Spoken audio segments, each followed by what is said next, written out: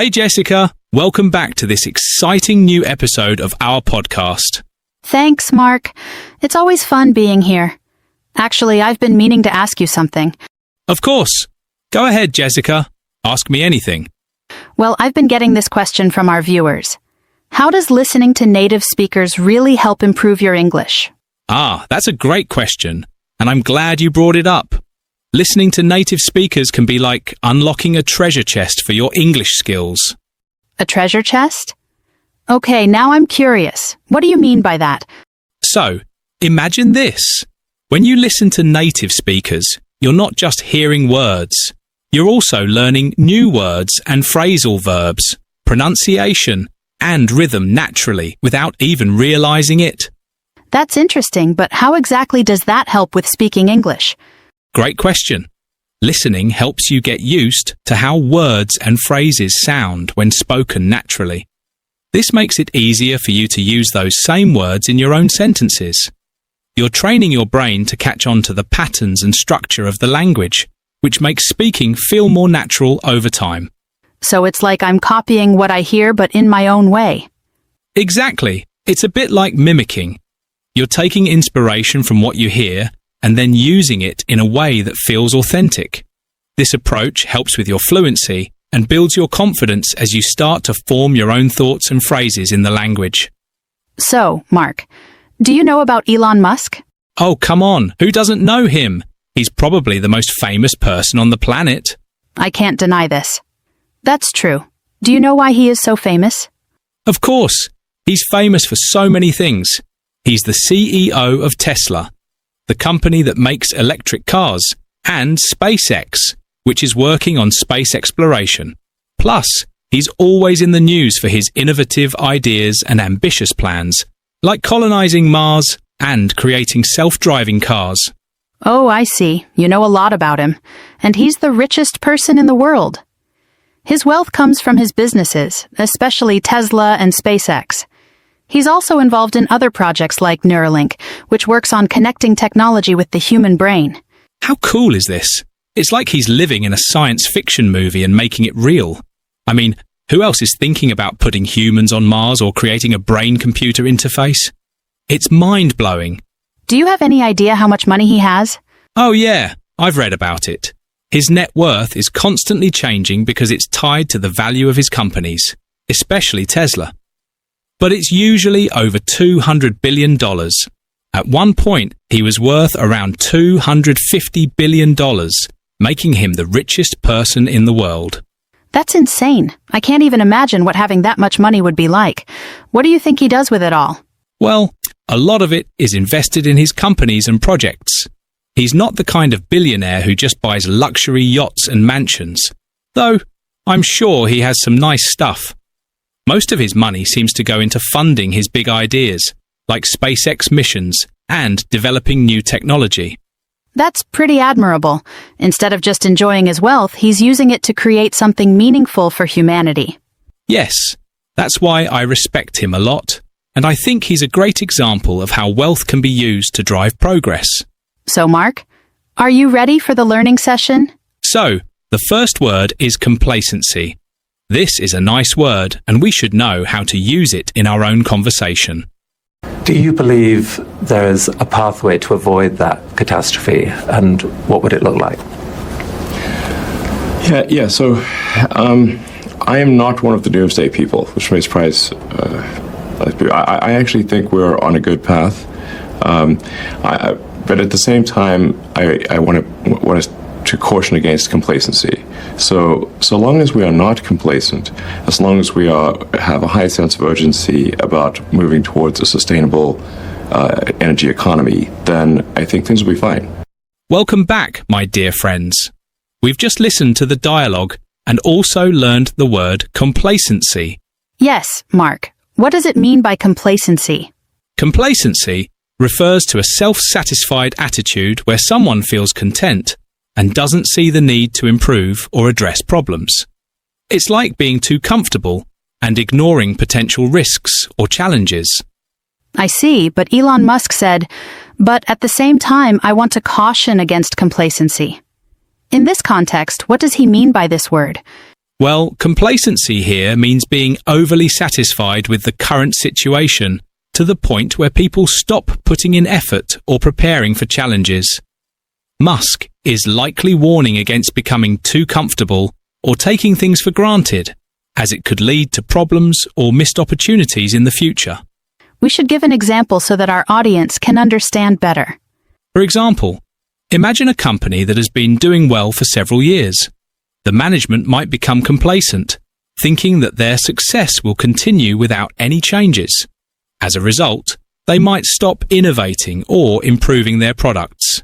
If a competitor comes along with a better offering, that complacency could lead to a decline in their market position. Another simple example could be a fitness enthusiast who has been following a particular workout routine for a long time. Initially, they may see great results, but over time their body adapts to the routine and progress slows down. If they remain complacent and don't switch things up, like trying new exercises or increasing intensity, they might plateau and stop seeing improvements in their fitness levels. Wow, Jessica. You explained it nicely. I hope our viewers understood. Now let's move to the next word. But before we listen to the dialogue, let me ask you a question. What happens if I don't learn new words or if I stop learning? That's an excellent question. If you stop learning new words, you might face difficulties. For example, if someone talks to you about a different topic, like politics or international affairs, you may struggle to understand or respond because you won't have sufficient vocabulary to express yourself. Got it. And that is 100% true. So, the word we were going to learn is contentious. How, for every Hamas member that you kill, how many did you create? Mm-hmm. And if you create more than you kill, you've not succeeded. That's the real situation there. And it's safe to say that if you kill somebody's child in Gaza, you've made at least a few Hamas members who will die just to kill an Israeli. That's the situation. So, but I mean, this is one of the most contentious subjects one could possibly discuss. Welcome back, my friends. As Elon Musk said, this is one of the most contentious subjects one could possibly discuss. That's a nice word. Contentious. It means something likely to cause disagreement or argument, right? Yes. The synonyms for contentious include controversial, disputable, and debatable. It's often used to describe topics that spark heated discussions. Let's make an example so that it's easier to understand. How about, the topic of climate change is highly contentious? It means that people have strong opposing opinions about climate change. Some argue it's caused by human activity, while others believe it's a natural phenomenon. The debate often gets heated, making it a perfect example of a contentious topic. Let's see the next word, diplomatic. That's an interesting word. Right. I hear this word very often in discussions about international relations. Okay. But first, listen to the dialogue. You've spoken honestly about the possibility of war between U.S. and China in the long term, if no diplomatic solution is found.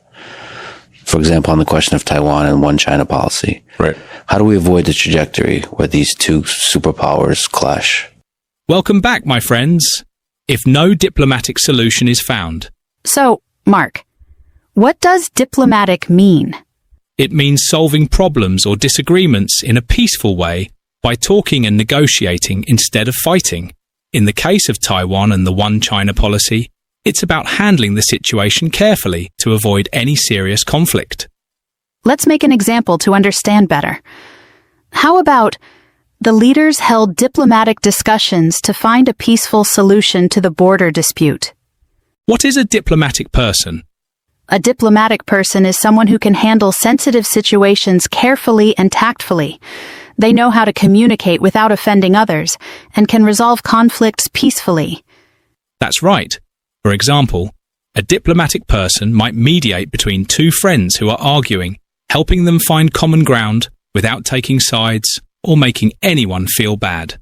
Yes, here's a better example. When two co-workers disagreed on how to complete the project, John, being diplomatic, listened to both sides and suggested a solution that worked for everyone without upsetting anyone. Now let's move to the next word, articulate. Articulate. That's a nice word. Let's listen to the dialogue. So that Athens and Sparta is a classic case. The thing about the Greeks is they really wrote down a lot of stuff. They loved writing. There are lots of interesting things that happen in many parts of the world, but people just didn't write it down. So we don't know what happened, or they didn't really write in detail. They just would say, like, we had a battle and we won. And like, well, what? Can you add a bit more? The Greeks, they really wrote a lot.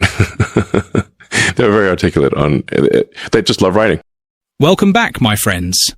They were very articulate, and they just loved writing. What does it mean by articulate? It means being able to express ideas clearly and effectively, especially in speech or writing. The Greeks were very good at explaining things in detail and sharing their thoughts in a way that was easy to understand. Let me give you an example. She was very articulate during the presentation, explaining every detail clearly and confidently. Another example could be, the lawyer was articulate in presenting her arguments, making it easy for everyone to understand her point of view.